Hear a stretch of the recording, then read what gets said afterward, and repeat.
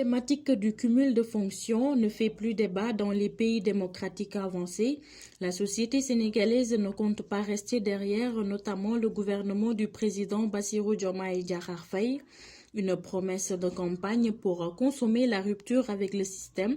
En effet, on constate la décision de membres éminents du pouvoir actuel de régner telle une girouette avec stabilité, la parole donnée par son parti de mettre un terme au cumul de mandats dans la gestion de l'État et de l'espace public.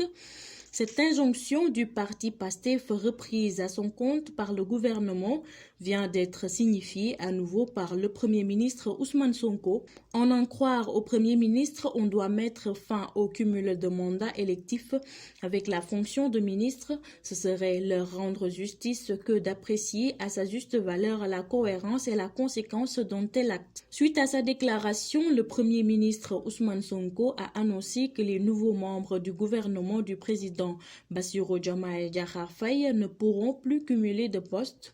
Cette annonce fait suite à la publication de la composition du gouvernement. Selon les instructions fermes du président Faye relayées par le Premier ministre Sonko, tous les ministres nommés disposent d'un délai d'1 mois pour se démettre de leur poste électif au sein des collectivités locales ou de l'Assemblée nationale afin de consacrer exclusivement aux tâches gouvernementales.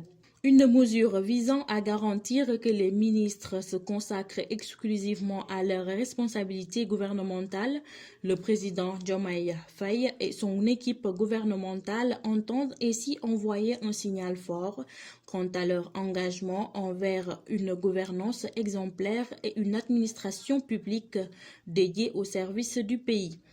Cette décision a été respectée par certains, dont on peut citer Birame Souleye Diop, l'administrateur du parti PASTEF Les Patriotes et président du groupe parlementaire Yewwi Askan Wi, nommé ministre de l'Énergie, du Pétrole et des Mines, et est député à démissionner de son poste de maire de la commune zone nord de Thiès.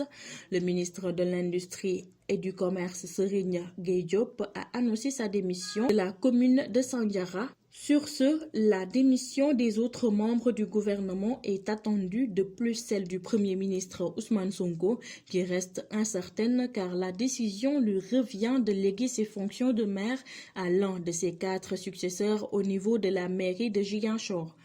Ainsi, il convient de souligner l'adoption annoncée du projet ou de la proposition de loi en question permettrait de résoudre ce problème de cumul de fonctions qui risque d'être une difficulté majeure pour le nouveau régime.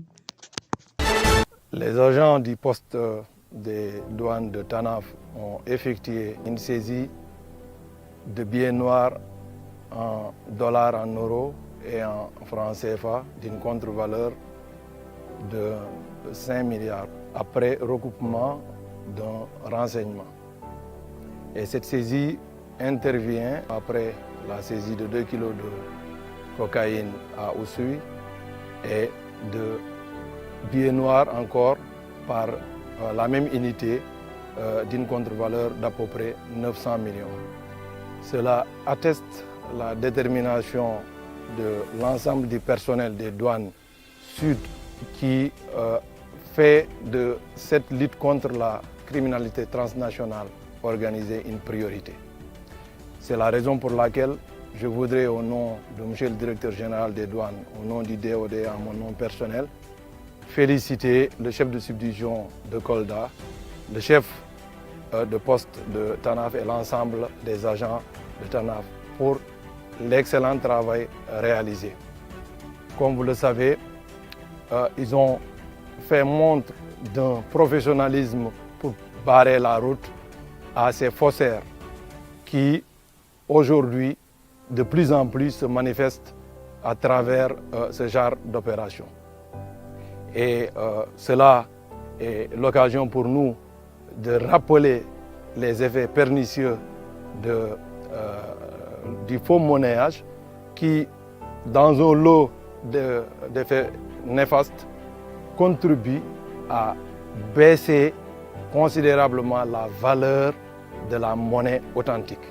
Ce qui crée du coup une inflation, c'est-à-dire une augmentation générale et durable du prix, du coup impactant sur la capacité du consommateur à pouvoir faire face à certains défis. C'est la raison pour laquelle nous réaffirmons encore une fois notre détermination à combattre ce fléau. Ce sujet, c'est que dans le cadre de l'accord de Mongon, il y a un volet état civil qui est en train d'être mis en œuvre correctement à travers, dans un premier temps, un recensement de tous les cas concernés en rapport avec les collectivités territoriales, l'élaboration des dossiers individuels avec l'implication des chefs de village, des organisations communautaires de base et avec l'appui de partenaires comme le CRS, mais aussi la justice à travers le procureur de la République près le tribunal de grande instance de Ziguinchor. Et aujourd'hui, nous pouvons dire sans risque de nous tromper que ce volet est en train d'être mis en œuvre. Et en termes de dossiers déjà établis, nous sommes environ à 3 500 dossiers déjà traités et nous comptons poursuivre parce que nous considérons que c'est un besoin qui est là et qu'il faut prendre en charge correctement pour permettre à ces populations de retrouver donc, une vie décente et d'être reconnues comme Sénégalais à part entière. Dans cette région-là, je parlais de l'Afrique du centre et de l'Ouest. Ce sont des défis qu'on voit beaucoup, surtout au niveau de la santé des adolescentes. On parlait du programme ADOS qui, en particulier, vise à adresser les enjeux en regardant les interactions entre la santé de la reproduction et les violences basées sur le genre. Les défis, c'est quoi? C'est que souvent, ces enjeux-là sont adressés de façon individuelle. On ne voit pas les interactions qui sont très importantes. C'est une région, malheureusement, où on trouve, par exemple, le plus haut taux de mariage d'enfants. Ça, c'est quelque chose à changer. C'est une région où on voit encore les mutilations féminines et des choses qui changent très, très lentement en termes de ces normes souvent néfastes. Donc, ces enjeux sont encore là. C'est pour ça qu'il faut travailler encore plus fort. Toujours dans les pays de la région, on est à l'écoute de leurs besoins. On veut appuyer leurs programmes. Donc, c'est important qu'on puisse continuer ce dialogue, qu'on puisse comprendre les besoins et qu'on vienne en appui plutôt que de travailler en silo, mais beaucoup plus être responsable et répondre aux besoins de la population. Le bilan de la Tabaski de l'année dernière qui a d'abord commencé, pour ce qui concerne la région, par un CRD, comme cette année, on a fait un CRD préparatoire. Après, monsieur le gouverneur de la région avait mis en place un arrêté pour l'aménagement des points de vente pour les 3 départements de la région. Ensuite, il y a eu une mise à disposition d'aliments subventionnés par la direction de l'élevage au niveau des acteurs. Et après, il y a eu un suivi pendant 45 jours, on va dire pendant 45 jours. D'abord un suivi hebdomadaire, les 10 premiers jours, et puis après c'était un suivi quotidien. Chaque jour, nous faisions le tour, aussi bien des points de vente que des marchés hebdomadaires de la région pour voir le niveau d'approvisionnement. Oui, en fait, le ministère fixe un objectif de 810 000 têtes pour le niveau national et 50 000 têtes pour la région de Kaolack. La région de Kaolack a aussi bien atteint cet objectif, elle a même dépassé de 28 600 têtes. Donc nous étions à 78 600 têtes de moutons pour la région, pour le niveau d'approvisionnement. En 2023, d'abord les points de vente, on va dire pour les départements de Nioro et de Guinguinéo, ont concerné les loumans, donc les forailles, les marchés hebdomadaires.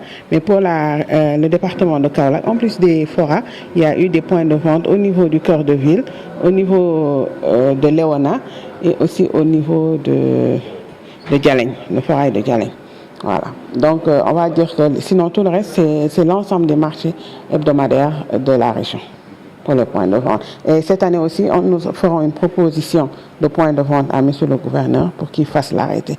Et on compte voir avec les points de vente non autorisés qui pullulent dans le département de Kaolack, surtout dans la commune, voir avec eux si c'est vraiment ça nécessite d'en faire un point de vente aménagé et de soumettre ça à l'autorité.